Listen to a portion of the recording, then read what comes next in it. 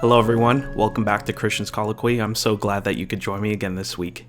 Today I'm starting what I hope will be a bit of a series on this channel. For many of you watching this, you'll know that in North America here, and maybe beyond, I'm not sure, February is Black History Month. So sort of with that in mind, but also again reflecting my own interests and things I'm working on for various projects, I want to, over the next, I think, three episodes, I want to tell a bit of a story.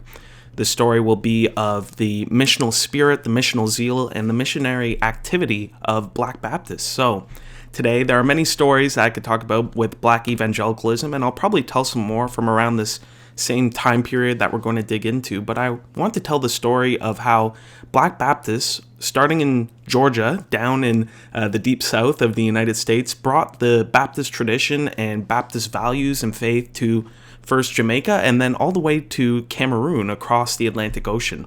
So this really is a story of evangelism, it's a story of God's work, and it's a story I don't feel we talk about enough. So today I'm going to start with part one of this From Georgia to Jamaica to Cameroon series, telling you first about the man and the missionary George Liele. So why don't we dive in? We'll start talking about who George Liele is, what he did, and how he lays the foundation for this amazing story of missionary activity.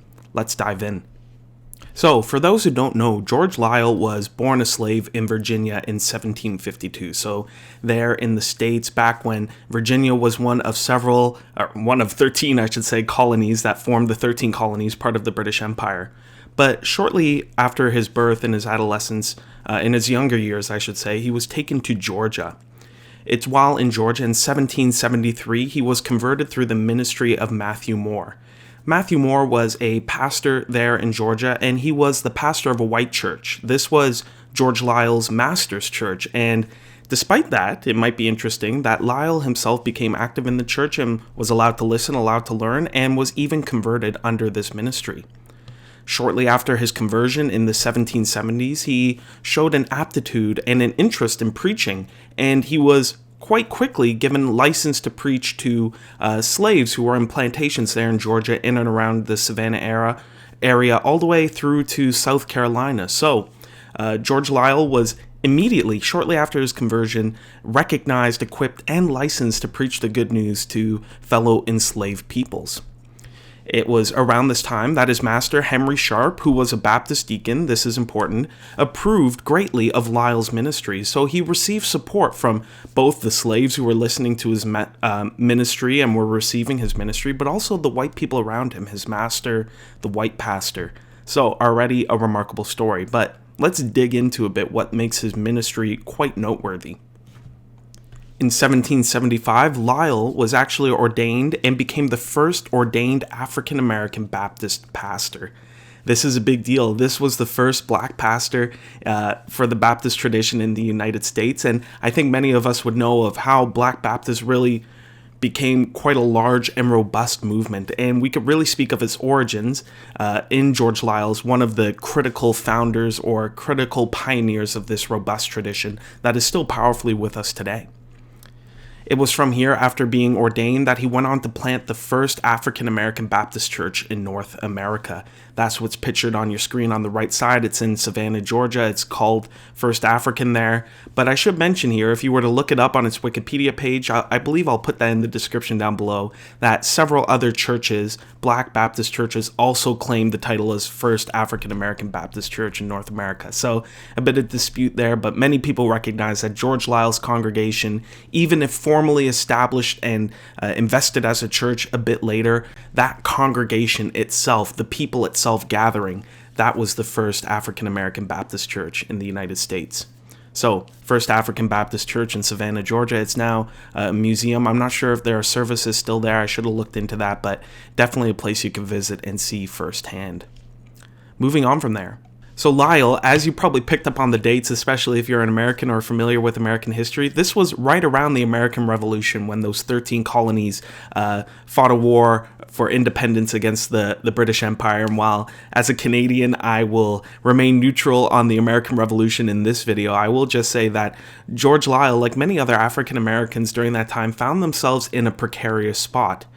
as a preacher, I should say, in this environment, George Liele was influential in the conversion of many slaves like David George and Andrew Bryan, and these were figures who were up-and-coming African-American churchmen, formerly enslaved people, but all navigating the turmoil and the confusion of the American Revolutionary War. This is where you see a lot of African Americans, formerly enslaved people, who sided with the British with the promise of freedom. Liele was one of them, many others, but Liele, on the one hand, as we'll get to in a minute, went to Jamaica. Many other of these formerly enslaved loyalists, people who fought on the British side, went up to Nova Scotia, to the northeast. And those are fascinating stories that tie in with Liele, tie in with everything we're talking about, this missional zeal. But we'll come back to that in another episode, those northern Nova Scotia communities of formerly enslaved peoples navigating the American Revolutionary War and loyalty to Britain or patriotism in the American context. So there Liele was ministering during this time of the American Revolutionary War, and it's during this time that his master, who was both a Baptist deacon and a loyalist, chose to free Liele. So that's interesting. If you're a Baptist scholar who's familiar with John Leland or Isaac Backus, who are noteworthy Baptist theologians and the pioneers of the Baptist tradition in the emerging American Republic, they were often voices supporting the American Revolution, but there were also Baptists who were traditionally thought of as in line with American values, separation of church and state and religious liberty and all those wonderful things with Thomas Jefferson and the Revolution. Baptists were also remaining loyalists, which might be more familiar to a British Baptist context, where Baptists who were at once associated with Cromwell and English republicanism became noteworthy in their staunch support for the English monarchy. So lots of questions, but that's a rabbit hole. Let's bring it back. So formerly enslaved peoples like Liele now were a big part of this discussion in the American Revolution. They had to figure out what they would do, many siding with the British and many fighting even on behalf of the British in order to gain their freedom, despite slavery still being legal in the British Empire. So let's move on. While I mentioned that some formerly enslaved peoples moved to Nova Scotia or other parts, Liele, like some others I'm sure, chose to move to Jamaica. And that was to avoid all the social and political drama of the post-revolution United States. And this was where, with Liele, with his family, I didn't mention his family because we're not focusing so much on Liele, but this grander narrative, but they all moved to Jamaica in 1783. There's a lot more that could be said. I have sources down in the description down below. Check those out. They fill in the details. He was helped by a person, but there was a debt he had to pay off. But please feel free, get those details from a source down below. It was when in Jamaica in the early 1780s that Liele quickly, like he had in Georgia and South Carolina, he quickly became a preacher among enslaved peoples. During this time in the British Empire in Jamaica, many Africans were still being sent over from Africa itself, the various countries in West Africa. We could think of the Slave Coast there, the Gold Coast. They were still being brought to the Americas, and Jamaica was a place where many slaves arrived, and Liele began preaching to them. So it's interesting. I want to pause here and mention that just looking at this timeline, Liele's ministry in Jamaica as a Baptist pastor beginning in 1783, this was 10 years before William Carey went to India. So at least 10 years before we think of the start of the global missions movement where missionaries were traveling across the world. We think of William Carey and the foundation of the Baptist Missionary Society, the Church Missionary Society, the London Missionary Society. Before the rise of these global mission societies and all those great and wonderful missionaries who went out across the globe, it's here, from the first ordained African-American Baptist pastor, we see him become the first international missionary in this context of American or British or English-speaking evangelicalism, where he moved from Georgia to Jamaica, and a big part of that was ministry to formerly enslaved peoples. So just a cool thing, an interesting fact, but also an encouraging fact. When we do church history and we're thinking about the big names, there's a lot of still big names underneath those even bigger names that we need to get to know, that's worth getting to know. It really changes the narrative, and I think that can be challenging at times, but also so encouraging. So that's George Liele, and I'll get back to the narrative a bit here. It's important to mention that George Liele, interestingly, some might find this fascinating, some might find this convicting, but he supported himself and his family through transport work, and he never took payment for himself for his preaching. I read in one of my sources I consulted that any payment he got, he would use it to support enslaved peoples there in Jamaica. Let's turn to our final point. It's here with Liele that we have to start talking about the origins of Jamaican Baptists. Liele in Jamaica preached to thousands of newly arrived African slaves, but also in addition to that, he baptized hundreds of people himself. It's here that we also have to acknowledge that Liele, as a Baptist in the British Empire, he faced significant persecution, significant opposition to his ministry.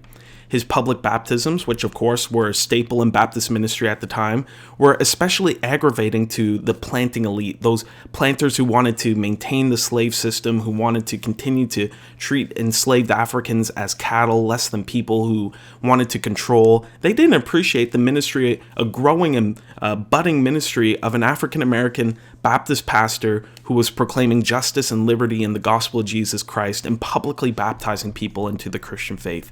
For the planting elite, this was problematic, but this foreshadows a major role that Baptists, specifically African-American Baptists, would play not only in Jamaica, but in the British Empire as a whole, in bringing about greater and deeper conversations of abolition, and eventually, in the 1830s, the abolition of the institution of slavery itself. So, that's a story that we'll develop next time, but I'll just briefly mention it was under Liele that Jamaican Baptists were organized into many congregations, and this is the origins of the Ethiopian Baptists of Jamaica. So, Liele was not only a preacher, a missionary, a church planter, he was also a bit of an organizer. He was a bit of an administrator, bringing together a new convention of Baptists there in Jamaica. But as I said, this is only the beginning. This was George Liele, such an amazing figure, such a fascinating figure from church history. It's worth getting to know, both as a point in Baptist history, but also as a point of Black history, African American history, and seeing how those things can be brought together in stories such as these, which are so powerful and so encouraging.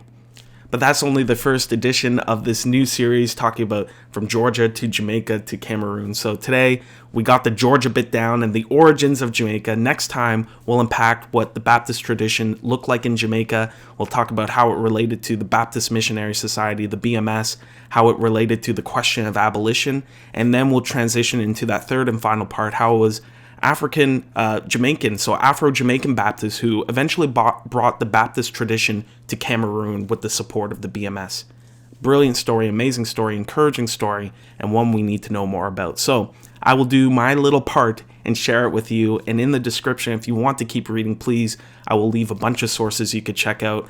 I'll leave smaller ones because I know we don't have a lot of time. But if you're interested, I'll leave a book or two that I found interesting reading about, and I will suggest it to you if you're more interested in Liele or any of the other things I talk about.